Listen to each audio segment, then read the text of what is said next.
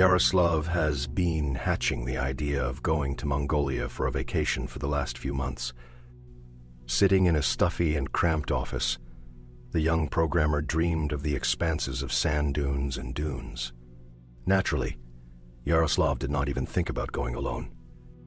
For this kind of travel, he always had a couple of trusted friends in the person of Vitka Sokolov and Jenka Nestorov. It was simply impossible to dissuade him from the trip. For some time now, the guy dreamed of the desert at night, beckoning him with the rustle of the wind, playing with billions of grains of sand that met on his way. Due to the relative high cost of the trip, Yaroslav chose the most budget option by plane to Ulan-Ude, and then by car, rented to Ulaanbaatar. The flight took only a few hours, and soon the friends were already in Ulaanbaatar. Having rented a powerful SUV, Yarek winked at the guys with a smile. "Well, let's go on an adventure, bros. I think that in the very heart of the desert you can have a great adventure. We'll put on action cameras and record our every move. Well thought out, bro." "I think we won't be bored for sure," said Victor. Gennady nodded approvingly and gave a thumbs up. At that moment, an employee of a car rental company modestly remarked, "Listen, are you just going to go with the three of you in one car?" Yarek frowned in disbelief. "Well, yes, but these are the safety rules, and they are written in blood, unfortunately.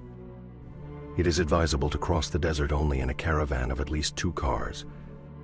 You never know, you might get caught in a sandstorm and get stuck in the sand for a long time." Yaroslav grinned and non-fraternally patted the employee on the shoulder. "Don't worry, we can handle it. Especially since our car is just a Fire, a 3-liter engine and real power." "Well, whatever you want, it's my job to warn you. Otherwise things happen in the desert," the merchant remarked resentfully. But Yarek didn't even flinch. He stopped being afraid of the forces of nature a long time ago, after he went hunting in the taiga with a classmate in the first year of university. Then, 2 years ago, Yaroslav's mistake was that he did not develop the hiking route, and this eventually led to the tragedy.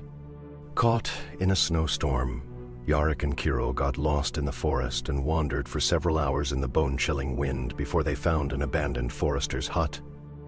Naturally, there was no food or firewood in this dilapidated ruin. It just so happened that the guys had to spend almost 2 weeks in the snow captivity before they were found by rescuers. However, only Yarek was found and evacuated, since Kirill, according to him, became a victim of a bear more than 7 days ago. He went on a reconnaissance mission in the hope of finding hunting trails. At first everything was going well, but then I heard the terrible screams and roars of the beast. Kirill died almost instantly. I couldn't even find the body afterwards, Yaroslav declared eagerly to the reporter. The members of the search team shrugged their shoulders. They had no reason to distrust the guy, especially after everything he's been through. Yaroslav spent 2 whole weeks in the Taida wilderness, eating crushed snow and fir needles. It's not pleasant, needless to say. Even now, 2 years after the incident, Yaroslav flinched at the slightest mention of the snow-covered thickets. And that's why he chose the desert as a place for tourism now, which had nothing to do with the relentless northern winter. Getting behind the wheel of a rented SUV, Yarek adjusted the seat for himself and turned on the music at full power. The salon was immediately filled with the sounds of heavy rock. Vitya and Genka eagerly jumped into the back seats, and the car, exploding with a powerful engine, took off.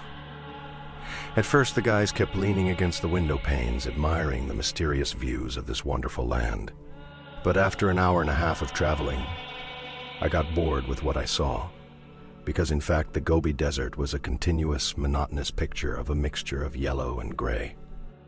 The pitch-black dunes in Gobi spread out under the smoky blue sky of Mongolia, like the mouths of gigantic animals ready to swallow the traveler whole. The sun, which had once given life, looked like nothing more than a pale and lifeless disk stuck in an ashen haze. Its light did not warm, but dried to the bones, turning the flesh of the lost travelers into parchment and hope into dust. "Yes, it's an uncomfortable place," Gina whispered. "It would be better to go to the sea." Vita nodded cautiously, watching with apprehension as the wind drove the snake across the dead plain, and now they stuck out of the sand like the yellowed teeth of a gigantic monster. "Did the girls in swimsuits sell you kvass here?" Yaroslav snorted indignantly, turning down the music. In response, Victor just shook his head and refused to comment on what was happening. Of course, just before he went to the airport, he watched a couple of desert videos, but none of them came close to what they had seen in reality.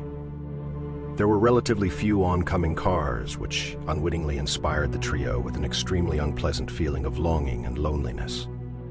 Every now and then, checking the map so as not to lose his way, Yaroslav confidently drove the SUV into the very depths of the desert. At the same time, he had already forgotten what the dealer at the Canyon of Sins car rental center had told him, but that was a children's horror story, and just an invention for naive tourists.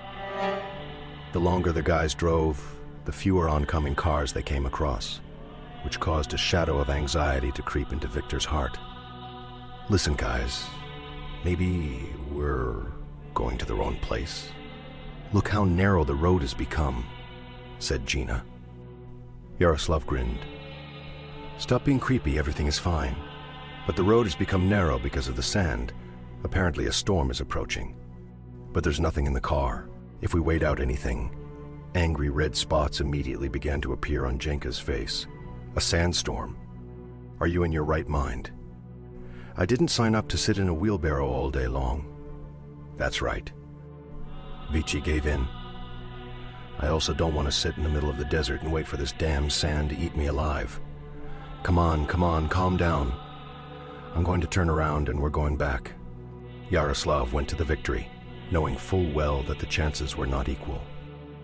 Jauntily, turning the steering wheel of the SUV, Yarek abruptly turned around and drove out onto the road in a minimal arc.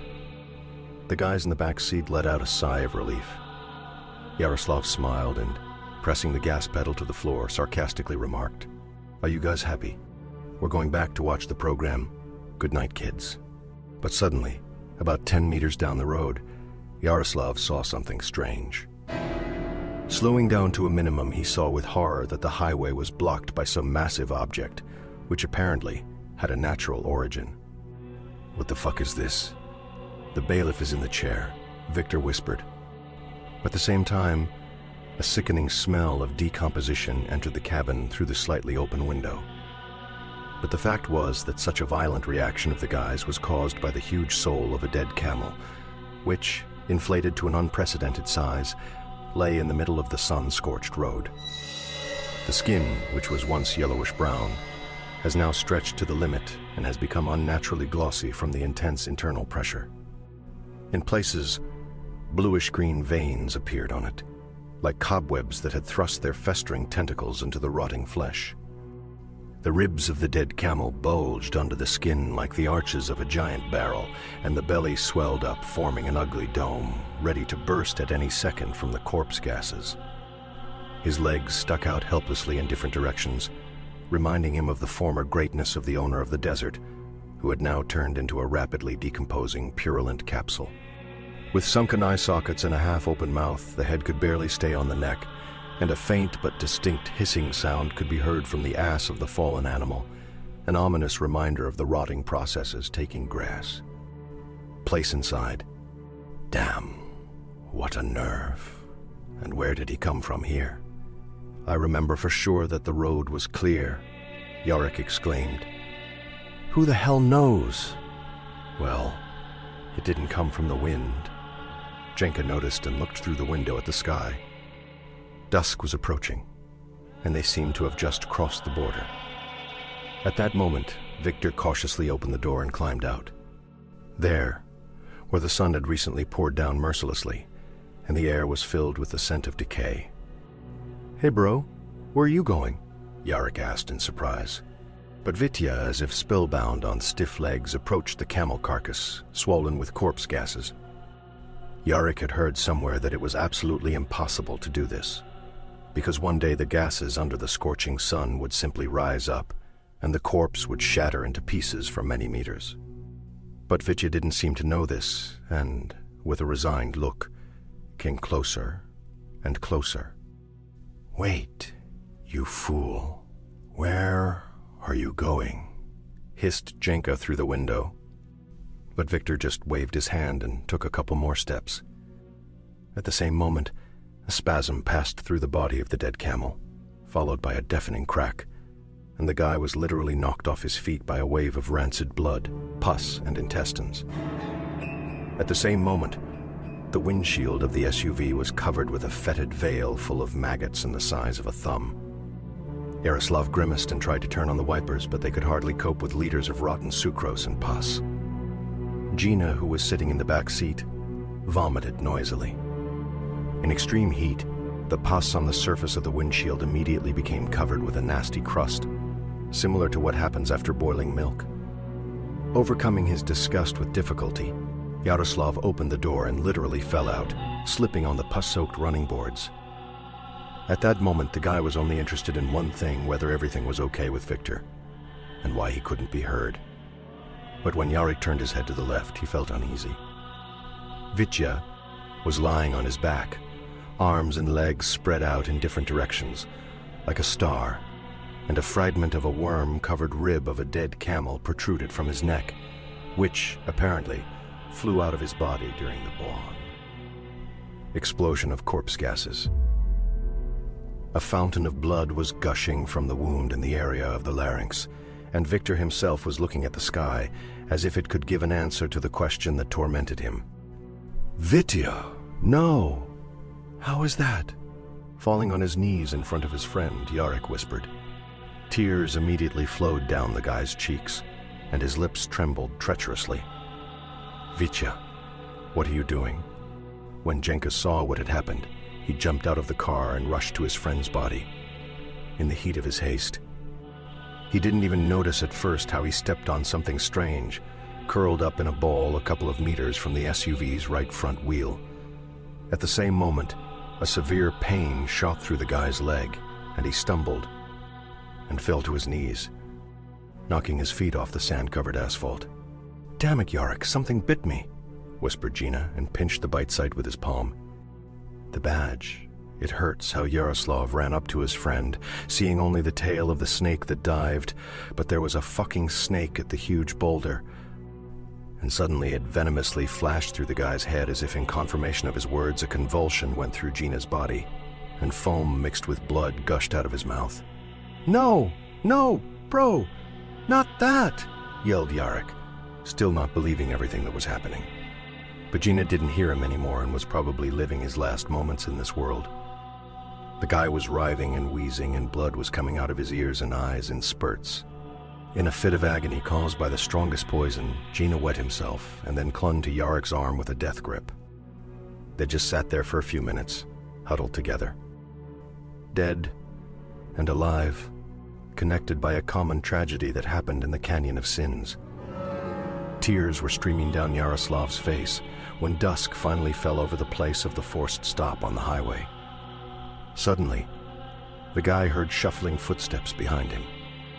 First one, then the other. A wave of nasty tremors ran down Yaroslav's back. The mysterious sound was repeated and sounded closer. And then the guy heard a barely audible and hoarse voice saying in a nasty falsetto, "I'm a river while you came." Yaroslav trembled all over, still unable to release the grip of Gina's dead fingers on his wrist. "No. It just seems to me it just can't." Maybe he whispered, that the vile rustling was getting closer and closer, and when he turned around, he couldn't hold back a heart-rending scream full of pain and boundless horror. In front of him stood none other than a dead man who had been devoured by forest animals. A guy he knew, named Kirill, who had found his death in the taiga forests 2 years ago. "Well, Yarek, so we met, and you thought that no one would find out. The Canyon of Sins was created for this purpose, to give sinners a chance to relive what they had safely forgotten. It was you who persuaded me to go for help, knowing full well that I would be devoured by a bear, and you would get a few days of respite. After all, a well-fed predator doesn't need to break a flimsy hut, does it? The dead man croaked with a smile and took another step. No, it wasn't like that, I'm sorry. Please don't do this. Jarek screamed, closing his eyes. I think you know what to do. And if you forgot, I'll remind you. The animated corpse sneered. At the same moment, trembling with fear, Jarek began furiously crossing himself and reciting from memory the words of prayer that his late grandmother had taught him. And all around, a sandstorm was already raging, full of ghosts and demons from the hidden depths of hell. Jarek recited the prayer non-stop, like a demon-possessed sinner who decided to beg heaven for salvation. Kirill's corpse was laughing and walking around the semi-covered SUV all the time, making caustic jokes and profanity. But Yaroslav said a prayer at least 1,000 times during the night, before dawn finally broke on the horizon. I see a network of thick wrinkles under my eyes. In just one night, he turned from a young guy into an old man, giving all his strength and energy to prayer, which eventually saved him. To this day, no one knows what really happened in Sin Canyon. And only Yaroslav, having buried 2 friends next to Kirill's grave, knew the true reason for what had happened.